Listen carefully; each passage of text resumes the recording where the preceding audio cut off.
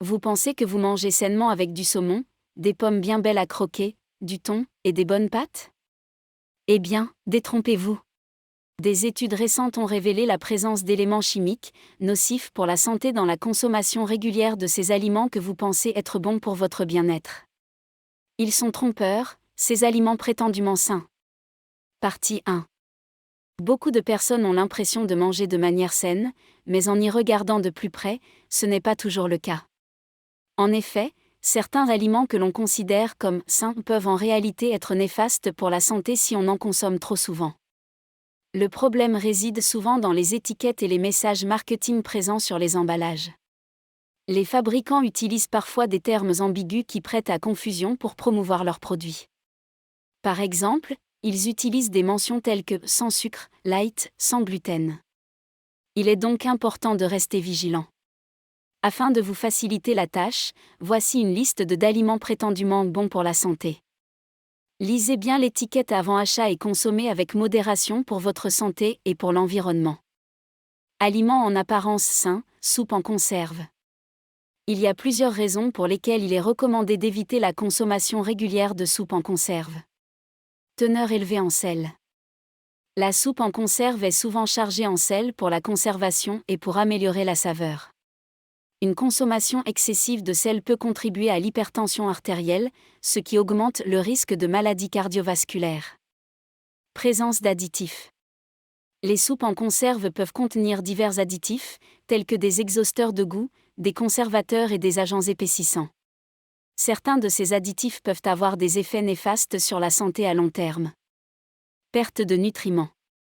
Le processus de mise en conserve peut entraîner une perte de nutriments, tels que les vitamines et les antioxydants présents dans les légumes et les autres ingrédients. En conséquence, la valeur nutritionnelle de la soupe en conserve peut être inférieure à celle des soupes préparées à partir d'ingrédients frais. Risque de bisphénol A, BPA. De nombreux contenants de conserve sont doublés d'une résine contenant du bisphénol A, BPA, un composé chimique potentiellement nocif. Le BPA peut migrer des boîtes de conserve vers les aliments et a été associé à divers problèmes de santé, tels que des perturbations hormonales. Présence de matières grasses saturées. Certains types de soupes en conserve, comme les soupes à base de viande, peuvent être riches en matières grasses saturées, ce qui peut contribuer à l'élévation du taux de cholestérol et augmenter le risque de maladies cardiovasculaires. Aliments en apparence sains, le blé. Principale source de gluten de l'alimentation, la consommation de blé est aujourd'hui associée à plusieurs problèmes de santé. Blé, source d'allergies et intolérance. Le journaliste scientifique spécialisé en nutrition, Julien Venesson, a consacré de nombreux articles et livres à un sujet alarmant, l'impact toxique du blé moderne sur notre santé. Le blé est l'un des allergènes les plus courants. Certaines personnes peuvent développer des réactions allergiques après avoir consommé du blé, ce qui peut entraîner des symptômes tels que des éruptions cutanées, des démangeaisons, des problèmes respiratoires et des troubles gastro-intestinaux. De plus, certaines personnes peuvent être intolérantes au gluten, une protéine présente dans le blé, ce qui provoque la maladie cœliaque ou une sensibilité au gluten. Blé et glutamate de sodium. Le blé contient naturellement du glutamate de sodium, qui est un exhausteur de goût utilisé dans de nombreux produits alimentaires. Cependant, une consommation excessive de glutamate de sodium peut entraîner des effets néfastes sur la santé, tels que des maux de tête, des troubles neurologiques et des problèmes de digestion. Blé et sa composition nutritionnelle.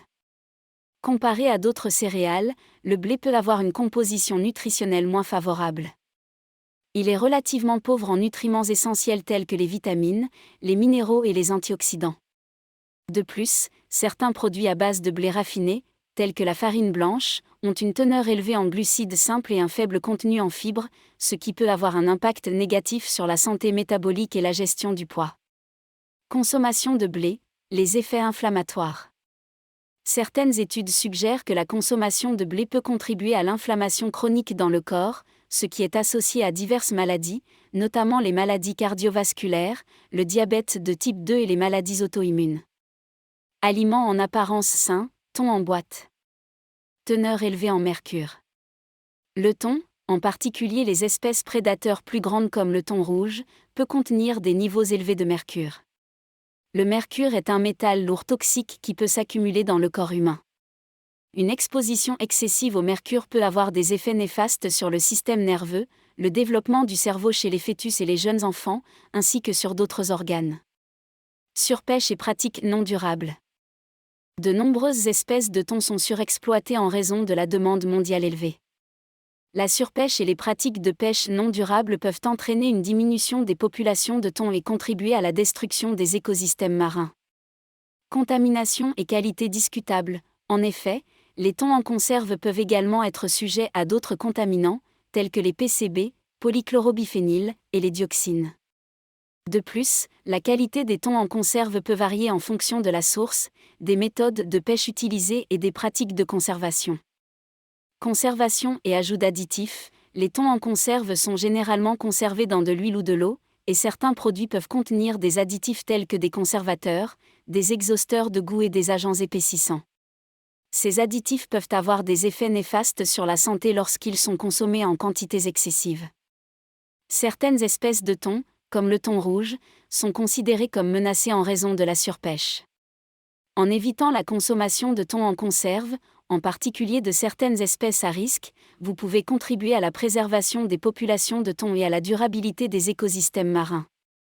Si vous choisissez de consommer du thon en conserve, il est recommandé de rechercher des marques et des produits qui suivent des pratiques durables de pêche, qui effectuent des tests de contrôle de la qualité et qui fournissent des informations transparentes sur l'origine du poisson. De plus, la consommation modérée de thon en conserve, une boîte par semaine, peut être acceptable pour la plupart des personnes en bonne santé. Cependant, les femmes enceintes, les femmes qui allaitent et les jeunes enfants sont généralement encouragées à limiter leur consommation de thon en raison de la teneur en mercure. Aliment en apparence sain, saumon d'élevage, dangereux pour la santé, tout comme d'autres poissons d'élevage. Comparé au saumon sauvage, le saumon d'élevage a généralement une composition nutritionnelle inférieure. Il contient moins d'acides gras oméga 3 bénéfiques pour la santé, qui sont présents en plus grande quantité dans le saumon sauvage. De plus, le saumon d'élevage peut avoir une teneur plus élevée en graisses saturées et en oméga 6, qui sont associées à une inflammation accrue dans le corps lorsqu'elles sont consommées en excès. Utilisation d'antibiotiques et de produits chimiques. L'élevage intensif du saumon peut impliquer l'utilisation d'antibiotiques pour prévenir les maladies dans des conditions de densité élevée. Cela soulève des préoccupations concernant le développement de résistance aux antibiotiques et l'impact sur la santé humaine. De plus, des produits chimiques tels que les pesticides et les colorants artificiels peuvent être utilisés pour contrôler les parasites et donner au saumon d'élevage une couleur plus attrayante. Pollution et impact environnemental. L'élevage intensif du saumon peut avoir un impact significatif sur l'environnement. Les fermes piscicoles peuvent produire des quantités importantes de déchets, y compris des excréments et des aliments non consommés, qui peuvent polluer les eaux environnantes et avoir des effets néfastes sur les écosystèmes marins. De plus, l'évasion de poissons d'élevage dans la nature peut avoir un impact négatif sur les populations de saumon sauvage en introduisant des maladies et en concurrençant les populations sauvages pour les ressources alimentaires. Coloration artificielle du saumon d'élevage. Le saumon d'élevage peut être soumis à des colorations artificielles pour obtenir une teinte rose caractéristique. Les colorants utilisés peuvent comprendre des additifs synthétiques et des colorants chimiques, ce qui soulève des préoccupations quant à leur impact sur la santé. Il est important de noter que toutes les pratiques d'élevage de saumon ne sont pas les mêmes, et qu'il existe des certifications et des normes plus strictes pour l'aquaculture durable. Pour profiter pleinement des avantages nutritionnels et environnementaux, il est généralement recommandé de privilégier le saumon sauvage provenant de sources durables. Alors en pratique, qu'est-ce qu'on peut manger ? Assurez-vous de consommer une grande variété d'aliments, en incluant des fruits, des légumes, des œufs, des céréales complètes, des protéines maigres et des sources de graisses saines. Cela garantit un apport équilibré en nutriments essentiels. Essayez de privilégier les aliments frais et non transformés autant que possible. Évitez les produits transformés qui contiennent des additifs artificiels, des colorants, des édulcorants et des huiles hydrogénées. Prenez l'habitude de lire attentivement les étiquettes des produits alimentaires. Évitez les aliments contenant des ingrédients indésirables. Si possible, choisissez des aliments provenant de sources durables et biologiques. Cela réduit l'impact sur l'environnement et limite l'exposition aux pesticides et autres produits chimiques. En cuisinant vous-même, vous avez un contrôle total sur les ingrédients utilisés. Préparer vos repas à la maison vous permet d'éviter les aliments transformés et d'ajuster les portions selon vos besoins.